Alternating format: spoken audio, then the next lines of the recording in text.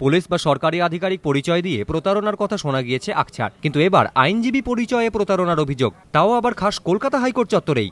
হুগলির চণ্ডীতলার জনাইয়ের বাসিন্দা কামারুন্নেসা বিবি।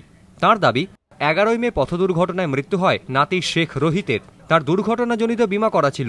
সোমবার দেবাশিস বন্দ্যোপাধ্যায় নামে এক ব্যক্তি আসেন তাদের বাড়িতে, পরিচয় দেন আইনজীবী হিসাবে।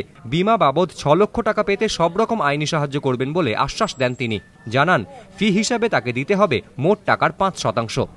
দেবাশিসের কথা মতো মঙ্গলবার 2 ছেলেকে নিয়ে হাইকোর্টে আসেন কামারুন্নেসা। কামারুন্নেসার দাবি, হাইকোর্টে আসার পর তাকে দোতলায় নিয়ে যান ওই আইনজীবী। বলেন, নিরাপত্তার কারণে জমা রাখতে হবে সঙ্গে আনা সবকিছুই।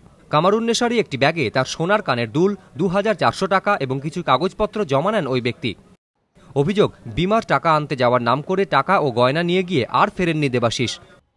বলে মাকড়িগুনি খোলো, এই কানের গুনি খোলো, গলাটা খোলো, এই তোমার ব্যাগেতেই রাখো চাচি, এই তোমার গিয়ে হবে, তোমাকে চেকাই হবে বলে ওইখানটা ফের ট্রেনে নিয়ে গেল। ব্যাগগুলো বলছি কোথায় নিয়ে যাচ্ছ আমার হাত থেকে? ওইখানটা নিয়ে যেয়ে বলছি ব্যাগ দিতে হবে কি, ওই বলছে ওই যে টিকিট করছি, এইখানে টিকিট করলে তবে তুমি আসতে পারবে, তোমার ছেলের হাতে ব্যাগ দিয়ে দেবো, আমাকে ইশারা করছে। হ্যাঁ, বলে নিয়ে চলে গেল। হেয়ার স্ট্রিট থানায় দায়ের হয়েছে প্রতারণার অভিযোগ। পুলিশ সূত্রে খবর, হাইকোর্টে সিসিটিভি ফুটেজ থেকে অভিযুক্তের অস্পষ্ট একটি ছবি পাওয়া গিয়েছে।